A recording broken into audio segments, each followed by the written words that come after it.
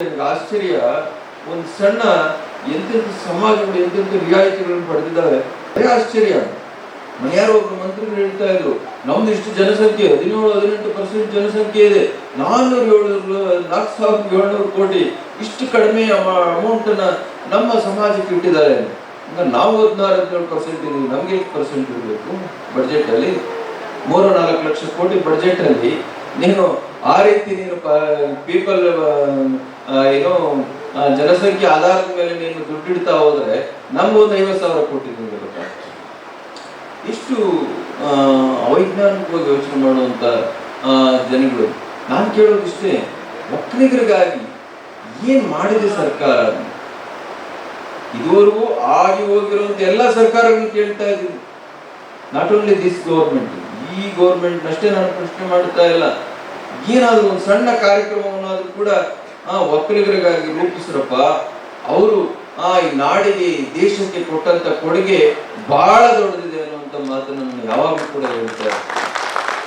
ಯಡಿಯೂರಪ್ಪನವರು ವೀರಶೈವ ಅಭಿವೃದ್ಧಿ ನಿಗಮ ಮಾಡಿದ್ರು. ಮತ್ತೆ ನಾನು ಹೇಳಿದೆ, ನೋಡಪ್ಪ ಈಗಲಾದ್ರೂ ನನ್ನ ರಜೆ ಕಳಿಸೋಣ, ಮಠದಿಂದ ಕಳಿಸ್ಕೊಟ್ಟು ಒಕ್ಕಲಿಗರ ಅಭಿವೃದ್ಧಿ ನಿಗಮನೂ ಆಯಿತು. ಇವತ್ತು MDR ಇದ್ದಾರೆ, ಬೇರೆಯವರು ಇದ್ದಾರೆ. ಅದೇ ವೀರಶೈವ ಅಭಿವೃದ್ಧಿ ನಿಗಮಕ್ಕೆ ಸರ್ಕಾರ ಆದ ಮಾರ್ಗದರ್ಶಿಗೆ ನೀವು ಅಧ್ಯಕ್ಷ ನೇಮಕ ಮಾಡ್ತೀರ. 2 ವರ್ಷ ಆಯ್ತು, ಇದುವರೆಗೂ ಒಕ್ಕಲಿಗರ ಅಭಿವೃದ್ಧಿ ನಿಗಮಕ್ಕೆ ಅಧ್ಯಕ್ಷ ಇದಾರ? ರವಿಕುಮಾರ್ ಅವರೇ, ಗೌಡ್ರ ಇದಾರ? ನೀವು ದಯಮಾಡಿ ಅರ್ಜಿ ಕೊಡಿ, ಯಾರನ್ನಾದ್ರೂ ನೇಮಕ ಮಾಡಿ. ಫಸ್ಟ್ ಅಭಿವೃದ್ಧಿ ನಿಗಮಕ್ಕೆ ಅಧ್ಯಕ್ಷ ನೇಮಕ ಮಾಡಿ. ಧರಣೀಶ್ ಹೇಳ್ತಾ ಇದ್ರು, ಇಂಥ ದುರ್ದೈವ, ನಮ್ಮಲ್ಲಿ ಸಾವಿರಾರು ಜನ ಪ್ರತಿಭಾವಂತ ಅಧಿಕಾರಿಗಳಿದ್ದಾರೆ, ಅಂತ 10 ನಿಗಮಗಳನ್ನು ಕೊಟ್ಟರು ಮೇಂಟೈನ್ ಮಾಡುವಂತ ಅಧಿಕಾರಿಗಳಿದ್ದಾರೆ. ನಮ್ಮ ಸಮುದಾಯದ ಅಧಿಕಾರಿಗಳನ್ನ ಅದಕ್ಕೆ MDR ಹಾಕಿಲ್ಲ. ಹೌದಾ? ನಾವು ಯಾರ ಹತ್ರ ಹೋಗಿ ನಮ್ಮ ನೋವುಗಳನ್ನ ಹೇಳ್ಕೋಬೇಕು, ಕಷ್ಟಗಳನ್ನ ಹೇಳ್ಕೋಬೇಕು? ಎಷ್ಟು ವರ್ಷ 500 ಕೋಟಿ ಅನುದಾನವನ್ನು ಇಡ್ತೀನಿ ಹಾಗೆ ಅಂತ ಹೇಳಿದ್ರು. ಈಗ ಎಷ್ಟು ಕೋಟಿ ಇಟ್ಟಿದ್ದಾರೆ ಈ ಬಡ್ಜೆಟ್ ಅಲ್ಲಿ?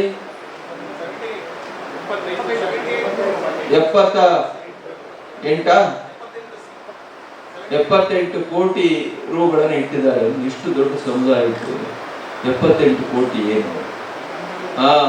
ಲಕ್ಷಾಂತರ ಮಕ್ಕಳು ಇವತ್ತು ಬಡ ಪ್ರತಿಭಾನ್ವಿತ ಮಕ್ಕಳಿದ್ದಾರೆ, ಅವ್ರಿಗೆ ಏನ್ ಸ್ಕಾಲರ್ಶಿಪ್ ಕೊಡ್ತೀವಿ? ಇವತ್ತು 16 ಲಕ್ಷ ನಮ್ಮ ಜನ ರೈತರಿದ್ದಾರೆ, ನೀವು ಅವ್ರಿಗೇನ್ ಕಾರ್ಯಕ್ರಮ ರೂಪಿಸ್ತೀರಿ? ಸಣ್ಣ ಪುಟ್ಟ ಉದ್ಯಮಗಳು ಮಾಡ್ಕೊಂಡಿದ್ದಾರೆ, ಕೂಲಿ ಕಾರ್ಮಿಕರಿದ್ದಾರೆ, ಅವ್ರಿಗೇನ್ ರೂಪಿಸ್ತೀರಿ? ಅಟ್ಲೀಸ್ಟ್ ಒಂದು 4-5 ಸಾವಿರ ಕೋಟಿ ಆ ನಿಗಮಕ್ಕೆ ನೀವು ಹಣ ಇಟ್ಟಿದ್ರೆ ಏನೋ ಒಂದು ಸಣ್ಣ ಪುಟ್ಟ ಸಹಾಯನಾದ್ರೂ ಕೂಡ ಮಾಡ್ಲಿಕ್ಕೆ ಅವಕಾಶ ಆಗೋದು. ಅದರಿಂದ ಸರ್ಕಾರ ಒಕ್ಕಲಿಗರ ನಿಗಮಕ್ಕೆ ತಕ್ಷಣ ಅವ್ರಿಗೆ ಯಾರು ಬೇಕೋ ಅವ್ರನ್ನೇ ನೇಮಕ ಮಾಡ್ಲಿ. ನಮ್ಮ ಸಮುದಾಯದಲ್ಲಿ ಲಕ್ಷಾಂತರ ಜನ ಪ್ರತಿಭಾವಂತರಿದ್ದಾರೆ, ಯಾರನ್ನಾದ್ರೂ ಅವ್ರನ್ನ ಗುರುತಿಸಿ ಅವ್ರ ಪಕ್ಷದ ಮುಖಂಡ್ರನ್ನೇ ಒಬ್ಬನ ಅಭಿವೃದ್ಧಿ ನಿಗಮದ ಅಧ್ಯಕ್ಷನಾಗಿ ಮಾಡಿ, ಒಬ್ಬ ಸಮರ್ಥ IAS ಅಧಿಕಾರಿನ ಅಲ್ಲಿ MDR ಕುಂಡ್ರಿಸಿ ನಮ್ಮ ಕಷ್ಟ ಸುಖಗಳನ್ನ ಕೇಳಲಿಕ್ಕೆ ಒಂದು ಅವಕಾಶವನ್ನು ಮಾಡಿಕೊಡ್ಬೇಕು ಹಾಗೆ ಅಂತೇಳಿ ಈ ಸಂದರ್ಭದಲ್ಲಿ ಸರ್ಕಾರಕ್ಕೆ ಹೇಳ್ತಾ